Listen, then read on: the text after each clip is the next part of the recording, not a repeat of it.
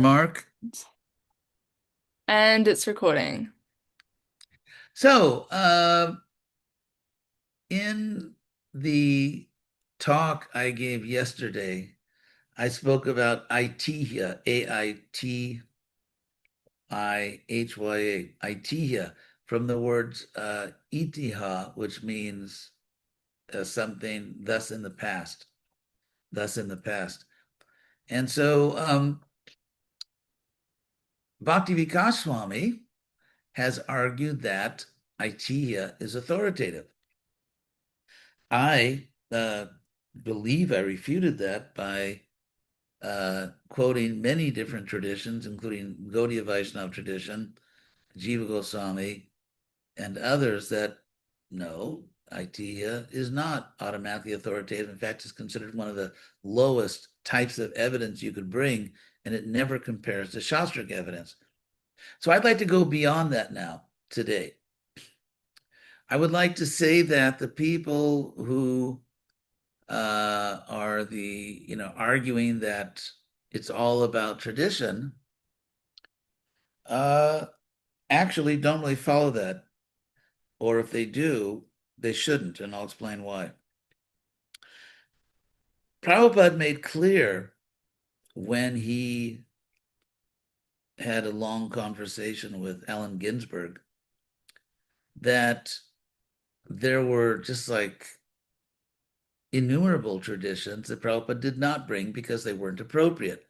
So if you give the blanket statement that we follow tradition, which because in fact the people who consider themselves the masters of tradition, especially Dharma Shastras, the Shastras that talk about laws and rules and what you can do and what you can't do, and who belongs to what caste and who can initiate and so on, those are called Dharma Shastras or the law books. And because those Dharma Shastras are not Shruti, they're Smriti, therefore, people who take these rule books as more important than bhakti, actually, are called smartas from the word smriti.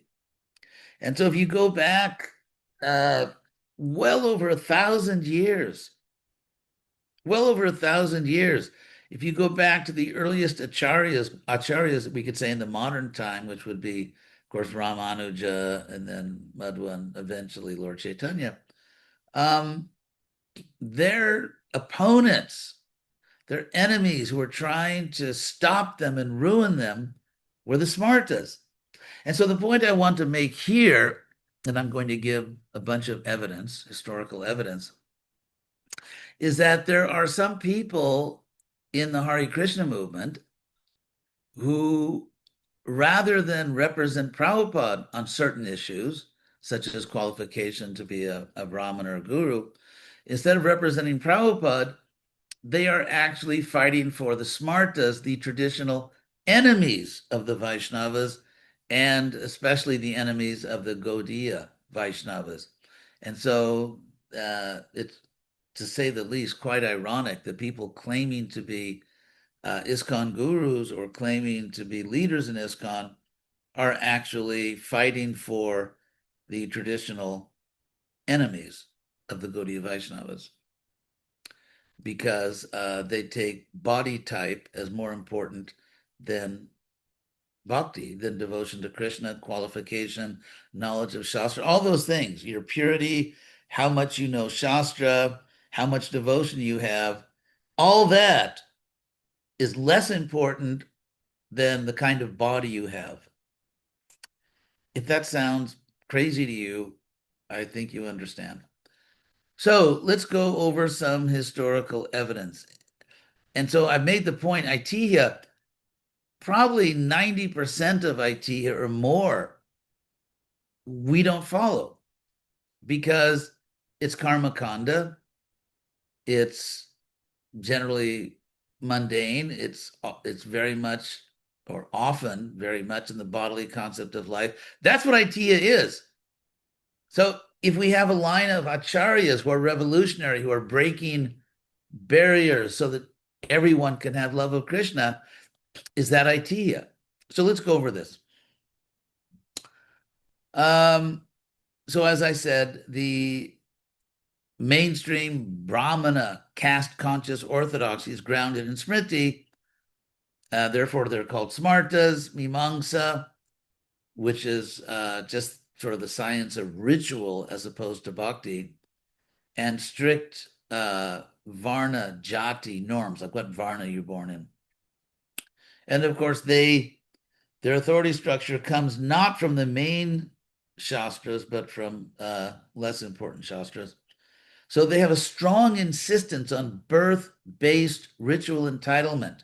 In other words, were you born in a male body or a female body? And as I said, of course, if you're born in a Western body and you grew up, let's say, non-vegetarian, especially, or just a Western body, you're out of the game. You're not qualified. So it's interesting. Some of these, by Smarta standards, unqualified people are trying to disqualify other people based on their bodies, but not themselves. They are qualified despite their bodily disqualification, but they want to, on bodily grounds, disqualify other people, like women.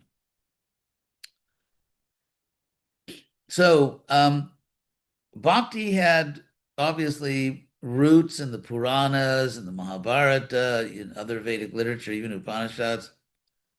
But it became powerful from the 6th to 9th century of this era in South India. You had the Alvars, Tamil devotional saints, often from non-Brahmana backgrounds. So right there, they're not going to follow the Smarta regulations.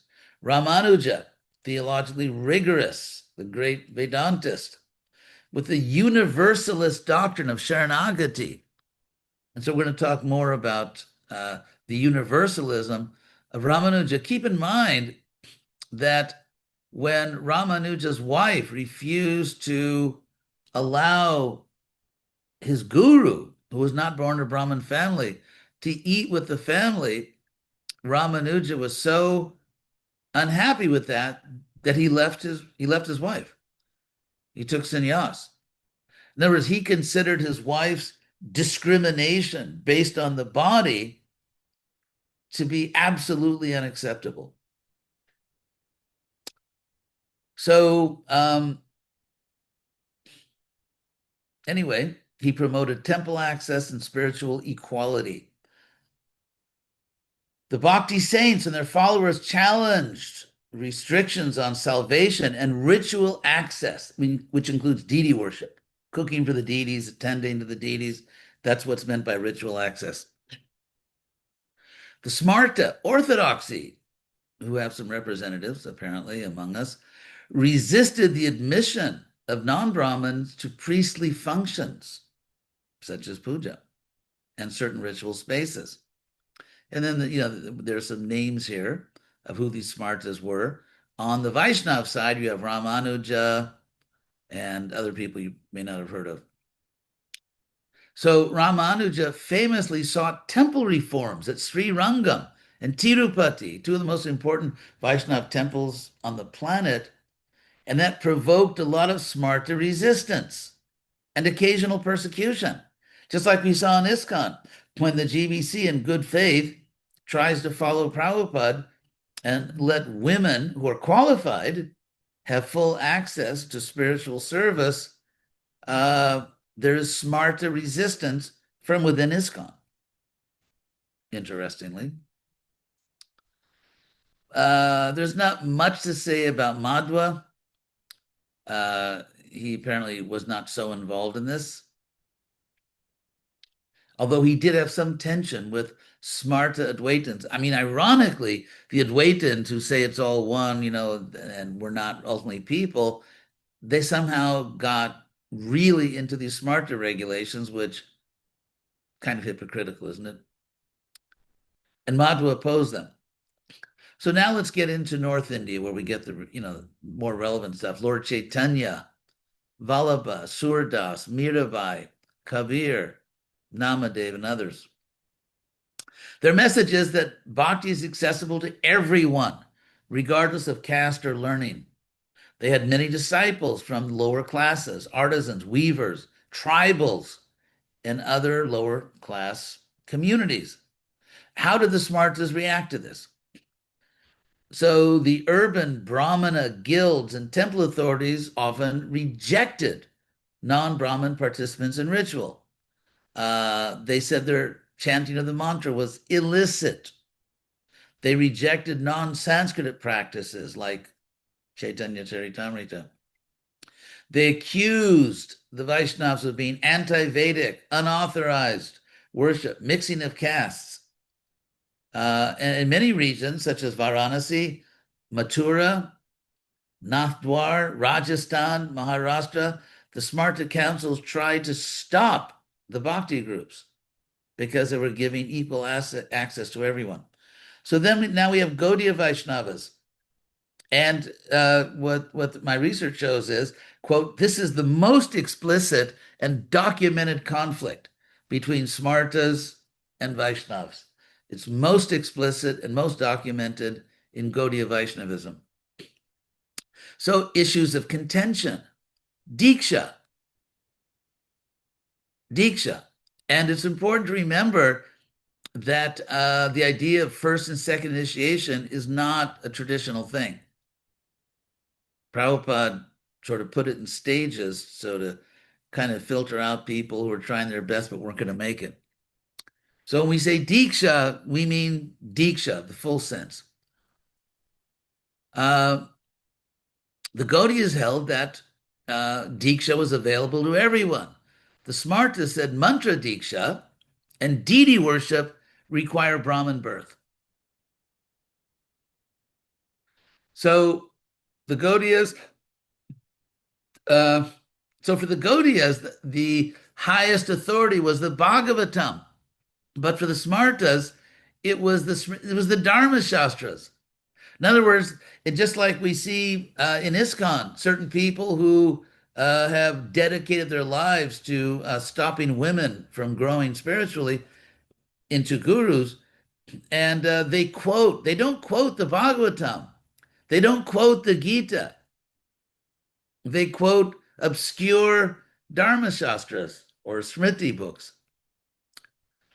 And the Gaudiyas ordained, in other words, initiated, and it doesn't just mean first but not second, qualified devotees regardless of birth. Smarta Pandits resisted these new ritual professionals, and in Iskon they now have their representatives. So Lord Chaitanya initiated non-Brahmanas like Haridas Thakur, Jiva Goswami, Baladev Vidyabhushan, famously wrote Govinda Bhasha to defend Gaudiya legitimacy in Jaipur against, who else? Smarta objections. And in fact, in Jaipur, the Smarta Ramanandi scholars accused the Gaudiya Vaishnavas of being deviant, socially deviant, because they accepted initiated people and gave them the right to puja and so on to people from all social classes. And in Baladev's Govinda Bhasha, he also attacks these Smartas. So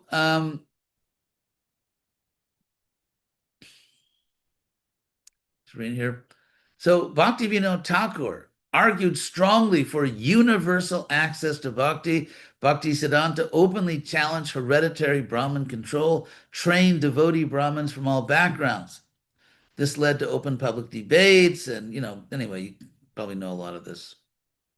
And of course, still in some South Indian temples, they still don't accept us, those of us from the West, as bona fide Brahmins, and that's an old story.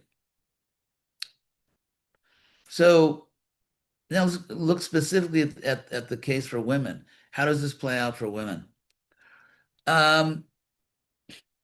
Now, in pre-medieval Dharma, in other words, pre-Chaitanya, a Brahmani meant a woman married to a Brahmana, or occasionally a woman born in a Brahmin family. And they would do puja at home, by the way, and they still do, of course, even in Iskon.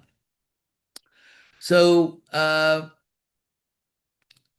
Sri Vaishnavas had some reforms. Ramanuja allowed women, regardless of caste, to receive full Pancha Sanskara initiation. That means qualified for temple worship, temple access, participation in congregational worship, uh, and instruction in all the different branches. Ramanuja gave them a spiritual status to women and a spiritual status and purity that pushed beyond the Smarta norms. This created tension in Sri Rangam and Kanchipuram with Smarta priests who opposed any system in which women, especially non-Brahmin by birth women, could be considered ritually pure enough to offer flowers, prepare prasadam, right? Cooking for the deities, assist in temple service. So Ramanuja is promoting or saying women can do this, and the Smartas in the bodily concept of life are opposing that. So Smarta orthodoxy maintained women's ritual impurity and caste dependence. Sri Vaishnava Acharyas asserted that Sharanagati, taking shelter of Krishna, bestows purity beyond birth.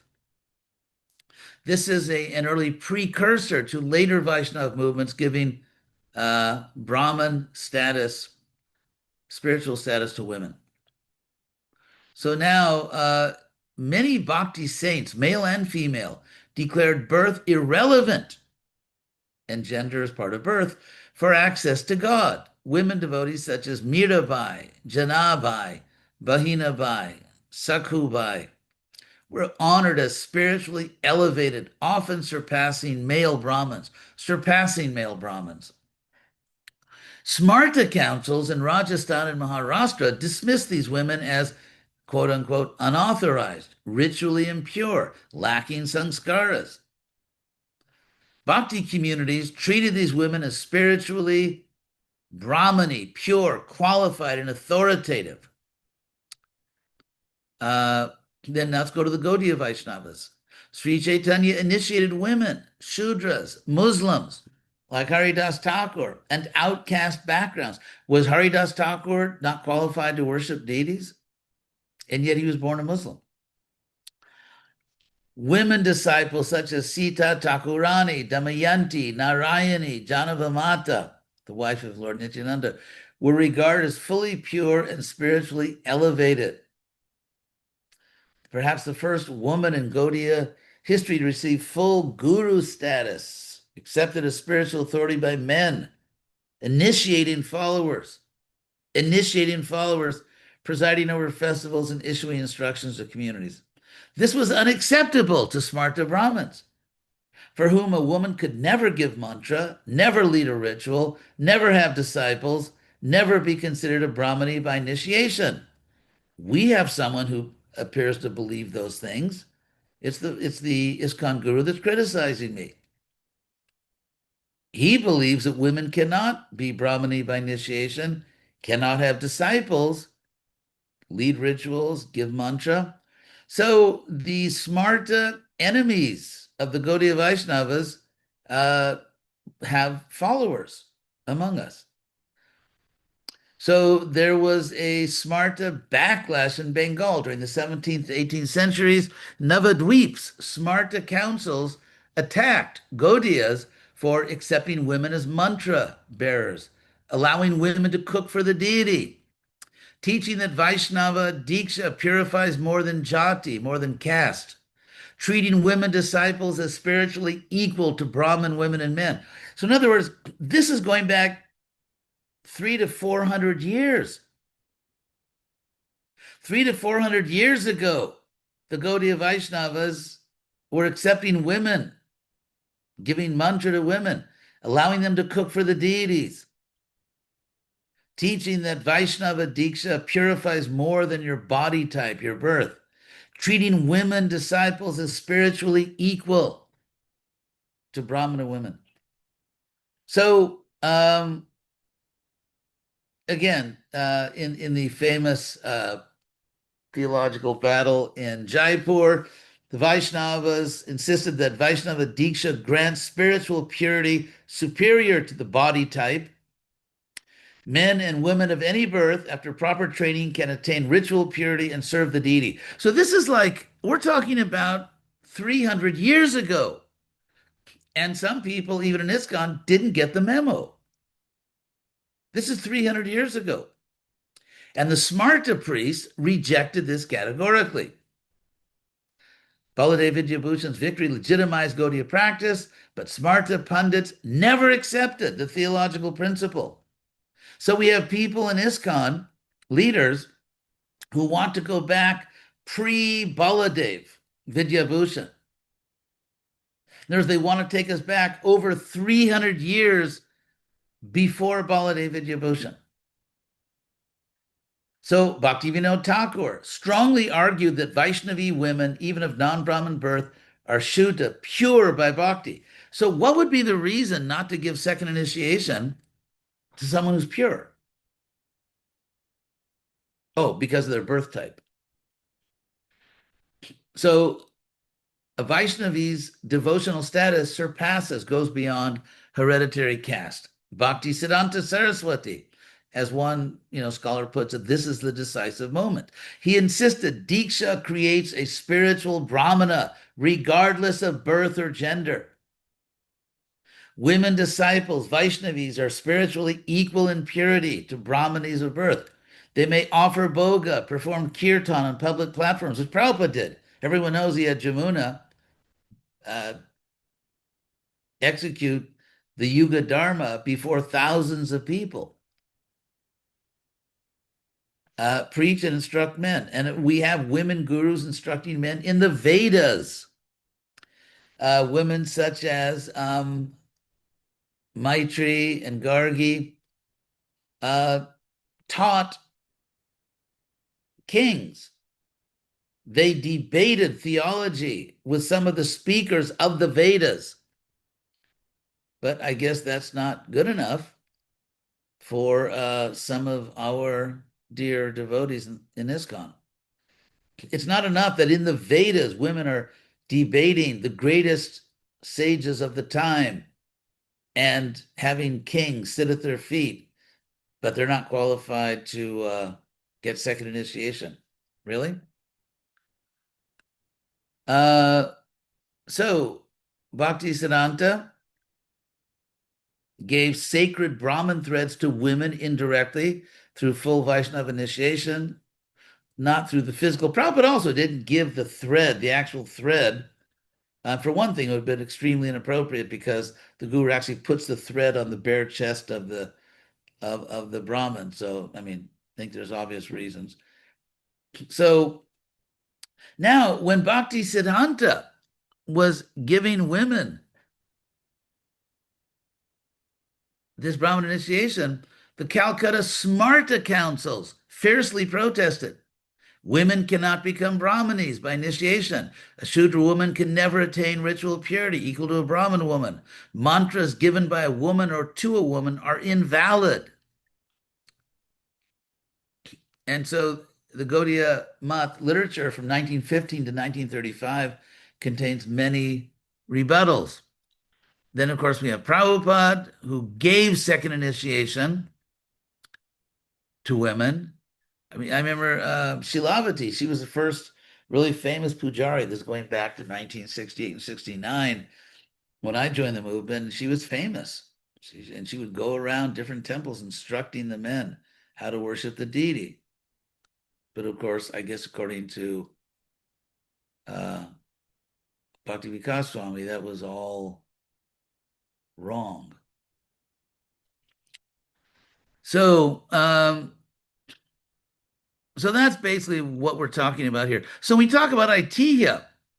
Ironically, if you want to talk about a tradition which Bhakti Vikasa Swami says is authoritative, the whole history of Vaishnavism shows how Vaishnavas for over 1,000 years have been breaking down barriers and allowing anyone, someone born a Shudra, someone born a woman, to have full access to love of God. So, so Aitihya, just like Prabhupada sometimes followed Aitihya, but many times he didn't. Prabhupada was very strongly and stupidly criticized in India. He was talking to me about that. Why? Because he didn't follow Aitihya. Because he didn't simply follow tradition. Prabhupada was willing to be slandered and insulted and criticized, but he was determined that he would give love of God an opportunity, full opportunity, including second initiation, deity worship to everyone, regardless of birth. So when you get a great acharya like Prabhupada who's actually free of the bodily concept of life, you get this great opportunity. When you have people who are not completely free of the bodily concept of life, you get less opportunity. As if allowing qualified women to worship the deity or initiate would like destroy society. I've often made this point, actually. Those people who insist that women can't be gurus, they should be the ones supporting the idea that let women be gurus, because all it takes is to make a few women gurus and then they really fall down, crash and burn. See, we told you so. If they really believed that women are unqualified, they would want Iskon to approve women gurus on a trial basis so they could prove their point. The reason they don't allow it is because at some level they must know that if Iskon does accept women gurus, it will prove the opposite point. So, as they say, put up or take a Mona Vrata. If you really think women can't be gurus, you should be the one saying, yeah, I'll prove my point. I'll prove my point by withdrawing my objections, letting women become gurus. And then when they all crash and burn, it turns out they're all like unqualified just because they have these bodies, then, debate's over. So why don't you do that? Ironically, it's those of us who support women being gurus who are willing to submit it to an empirical test. And the people who oppose women gurus in ISKCON are not willing. They don't have the courage to actually test their theory. And if the idea is, let's say ISKCON approved 4 or 5 women gurus or 3, whatever. I mean, and let's say they didn't do well. That's going to destroy the whole movement. There's only 2 possibilities. Either they do well and prove our point, those of us who think that way, or they all do terribly and then it proves their point.